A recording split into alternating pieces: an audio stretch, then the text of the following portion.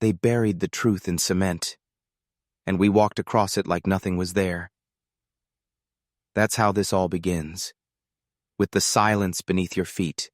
The world you know, your job, your neighborhood, your home, it's built on rules you never questioned. But who wrote them, and why? Now imagine this. You move into a quiet, pristine suburb. Perfect lawns, chirping birds, smiling neighbors. You think you've made it, until you meet her. The enforcer, the gatekeeper, the queen of illusion. You know her as Karen. But in truth, she's something older, something darker. She doesn't just run the HOA. She is the HOA. And the HOA, well, that's not just about grass length and mailbox colors. It's a psychological test, a control experiment, a velvet prison where tyranny wears yoga pants and bakes cookies. This isn't just a story about a driveway. It's a microcosm of everything broken. Because the minute you own land, you believe you're free, but they surround you with codes, clauses, and committees. And that freedom? It's just bait. You were never meant to own anything. You were meant to obey. When Karen claimed his driveway for her guests, it wasn't just rudeness. It was a ritual, a test of dominance. She wanted him to submit, to normalize the invasion, because once you accept the small thefts, the big ones follow. And the HOA? They backed her. Because they always do. Not because of law, but because of leverage, influence, secret alliances and dinner parties disguised as policy meetings. They turned his property into a psychological war zone. They gaslit him, smiled as they stabbed, masked tyranny in the word neighborly. And when he resisted, they painted him as the threat. But here's what they didn't expect. He studied the game, dug beneath the bylaws, dissected the machine. He discovered the cracks, not just in concrete but in compliance, and through those cracks, it began to crawl. This is where we begin, at the surface. But we're not staying here, because what happened next wasn't just revenge, it was awakening. And if you think this is just about parking disputes, you're still asleep. Stick around. We're going deeper. They thought he'd fold, that he'd do what every good citizen does when faced with a small inconvenience, apologize, comply, and carry on. But he didn't fold. He watched. He listened. He learned. Because that's what men do when the mask drops, when the illusion of order slips just enough to show the gears behind the system. What he saw wasn't just Karen. It wasn't just HOA favoritism. It was infrastructure of control, masked as civility, defended by ritual, and enforced through social pressure disguised as policy. They don't need weapons when they have compliance addiction. They don't need violence when you've already agreed to hand over your autonomy, one signature at a time. These were never just neighborhood associations. They were designed, and I mean that word precisely, designed to groom submission, to test how easily you'll trade liberty for the illusion of peace.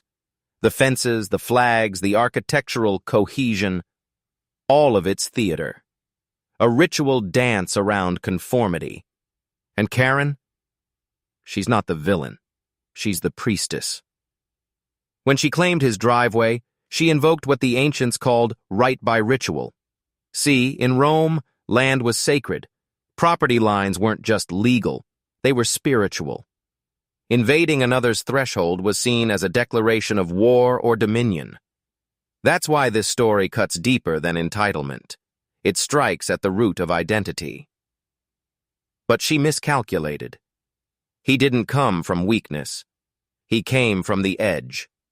He'd seen masks before. He'd been lied to before. And he recognized the power move for what it was, not neighborly misunderstanding, but a ritual theft of sovereignty. So he began his counter-ritual. One that didn't just resist her, but redefined the terrain. He didn't scream. He studied. He didn't complain. He constructed.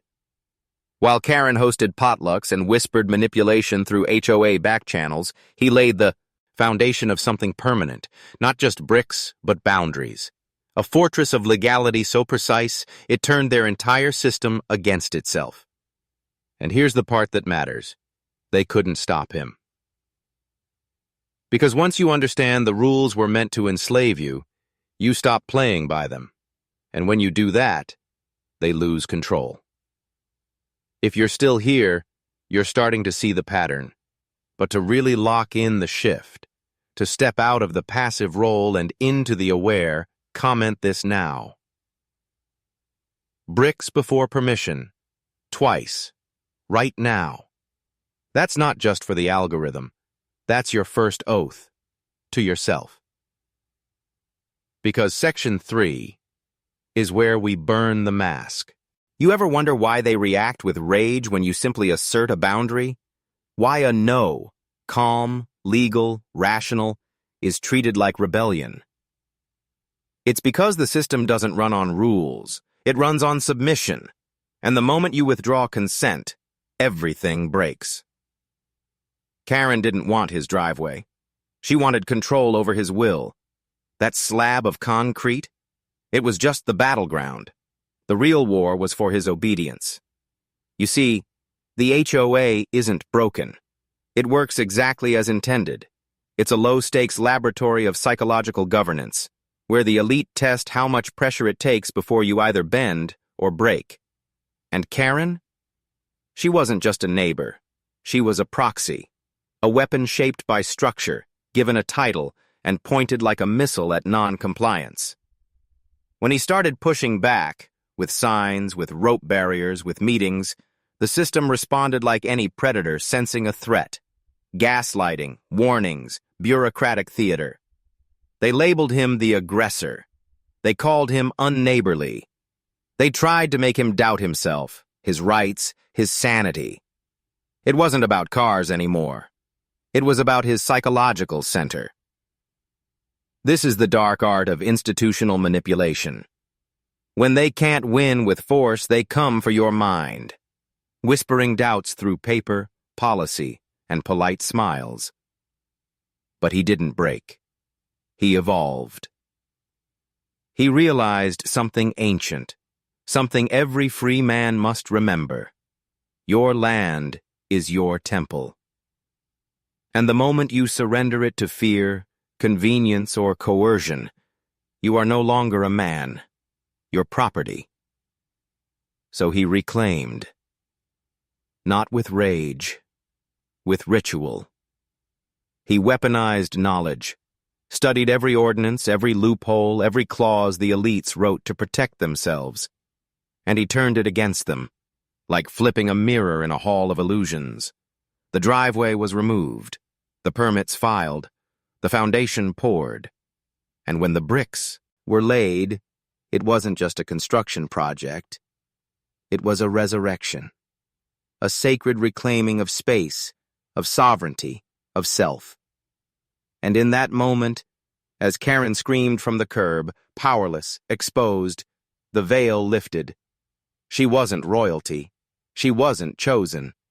She was nothing without the rules. And the rules were his now. The patio wasn't made of bricks. It was built from boundaries. And the gate? That was the line between obedience and awakening. They want you to believe this is modern, that the Karen, the HOA, the rules, the smiles, that it's just suburbia gone petty. But what if I told you it goes back thousands of years? Because the system you live under wasn't invented in boardrooms or city councils. It was forged in temples, in courts of pharaohs, behind the stone walls of forgotten priesthoods. HOA tyranny is just the modern face of something far older, something ritualistic, something engineered. In ancient Mesopotamia, they had a concept called Ensi, the ruler-priest who managed land, behavior, and offerings. You didn't own your home. You were granted use in exchange for obedience. Sound familiar? Because that's what the HOA is, a secular priesthood, making sacrifices of your time, your property, your spirit. And when you resist, you're treated as a heretic. But this isn't just about governance. It's about psychology. Social control, masked as cooperation. They don't beat you into submission. They train you. Through fines, through bylaws, through subtle shame. You agree to the leash. That's the genius of the design. Karen wasn't acting alone. She was operating from instinct. Generations of learned power, passed down like scripture, absorbed in country clubs, school boards, and backyard gossip. She believed that control was her right, not because of law, but because of legacy. This is what dark history never tells you. Not every tyrant wears a crown. Some wear aprons. They enforce order, not with armies, but with whispers, forged alliances, and perfectly timed complaints. And here's the most forbidden truth of all. They study you, your patience, your compliance, your silence. Every time you let the car stay in your driveway, every time you let the sign be stolen, every time you sit quietly in that HOA meeting, swallowing your rage, they record it, and they test the next limit. But a moment, he refused, truly refused. He broke their model. Because it wasn't about bricks. It was about energy reversal. For the first time, she was on defense. She had to beg. She had to threaten. She had to prove herself. And that's when her power began to rot. Because tyrants don't know how to survive without unquestioned control. You think this is just about a driveway? No. This is about what happens when the mask slips, and the priestess of petty power finds herself exposed to something she never expected. A man who remembers who he is. And in Section 5, we uncover what happens when a system built on silence is forced to face its own reflection. Want to go deeper? They built their world on silence. Not the peaceful kind, the engineered kind. The silence of unspoken rules, of knowing glances, of neighborhood smiles hiding quiet threats. It's a silence that suffocates men, not because they're weak, but because they were taught to be polite, even when they're being devoured. But what happens when one man breaks the silence? When he speaks not with words, but with action. The bricks weren't loud. The permits weren't aggressive. The patio didn't shout. But it shattered the system. Because it removed the one thing they rely on more than fear. Assumed compliance. Karen wasn't screaming because of bricks. She was screaming because she realized something terrifying. Her influence wasn't real. It was borrowed. It lived in whispers, reputations, peer pressure, and that precious HOA president title, which now meant nothing in the face of a man who read the rules and weaponized them. This was her reckoning. And reckoning is a lonely sound. She called her allies. None answered. She summoned her fake lawyer. He folded. She appealed to power, but power had turned its face away, because the moment the spell breaks, the priestess becomes the problem. Let this awaken you. Most systems of control aren't enforced with force. They're enforced with fear of rocking the boat, the fear of being disliked, of being called difficult, of being excluded. And those fears, they keep billions of men in line every day, nodding, complying, pretending not to see the cages they live in. But this man, he didn't just rock the boat, he burned the dock. And the result? She spiraled. Her gatherings dwindled. Her board turned cold. Her influence evaporated like fog under sunlight. Because tyrants don't hold power. They borrow it from the silence of those who won't stand. That's why this wasn't revenge. It was restoration. restoring the balance between land and man, restoring the voice stripped by bureaucracy, restoring the truth. You don't need permission to protect your boundary. And when she saw the patio, when she saw the gate, when she saw the sign that read, "No trespassing, violators will be prosecuted," she didn't just see bricks. She saw her reflection, and it broke her. Because tyrants can't survive a world where men remember their sovereign. This story ends where all forbidden truths do, not with punishment, but exposure. Karen lost, not in some dramatic courtroom collapse. No, her defeat came in phases, like a kingdom collapsing from within. Her guests stopped coming. Her voice no longer echoed in the meetings. Her allies melted away. And when the election came, she lost not because someone fought harder, but because her illusion evaporated. That's how power really ends. Quietly, shamefully, with the sound of nothing. But this isn't about her anymore. It's about you. Because this war, it's not isolated to Maple Ridge Estates. It's in your life, right now. Maybe it's a job. Maybe it's your family. Maybe it's a relationship or a community that smiles while it strips you of identity. The Karen is real. She's not a woman. She's a force. The embodiment of institutional rot, masked as moral order. She is the HOA of your mind, filing complaints every time you try to act like a king on your own land. And here's the truth they never wanted you to hear. You are not meant to live under silent rule. You are not meant to ask permission for sovereignty. You are not meant to shrink to fit systems that were never built for your freedom. The man in this story, he didn't just seal a driveway. He broke a spell, one cast through convenience, comfort, and the soft coercion of fitting in. You can do the same. Maybe not with bricks, maybe not with a gate, but with a line. A definitive act that says, "This is mine, this is who I am, and I no longer need your approval." That's when things begin to change. Not just outside, but inside.